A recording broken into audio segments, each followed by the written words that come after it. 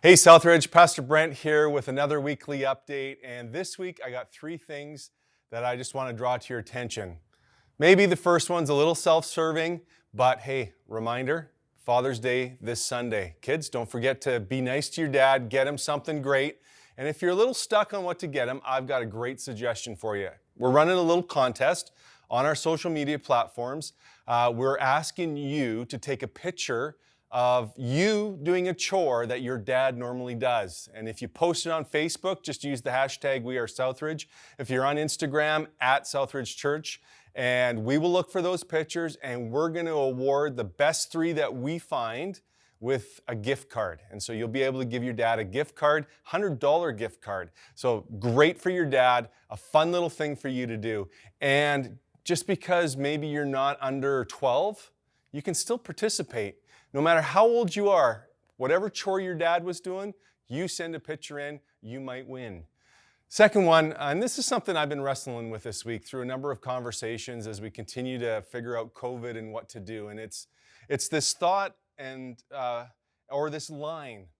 And as I've talked to people, and even as I've wrestled with thoughts myself, as I look at what do we do with re-engaging, restarting during phase 2, moving into phase 3, hopefully in the next week or 2, how do we re-engage? And there's this theme that I've seen in people. It's this struggle between acting with cautiousness and somewhere crossing a line and starting to act in fear.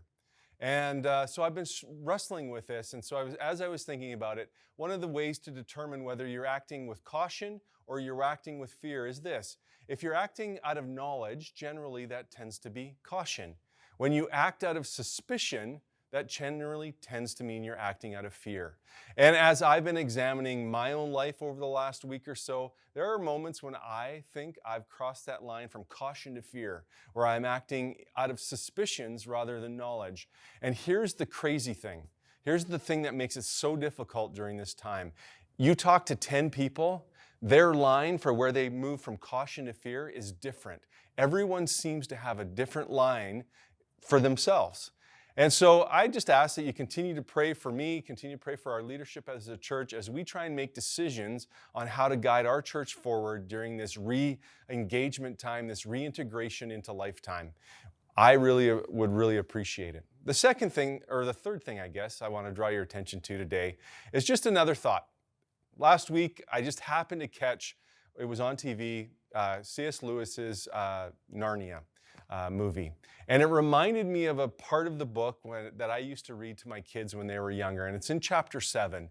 And it's the beaver talking to the 4 children before you really know what's going on in the book. The beavers say this. They say Aslan is on the move.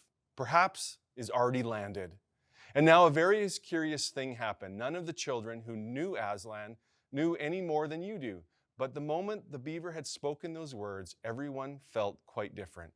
Perhaps it has sometimes happened to you in a dream that someone says something which you don't understand, but in the dream it feels it has enormous meaning. Either a terrifying one that turns the whole dream into a nightmare, or a lovely meaning too lovely to put into words, which makes the dream so beautiful that you remember it all your life and are always wishing you could get into that dream again. It was like that now. And the name of Aslan, each of the children felt something jump inside them.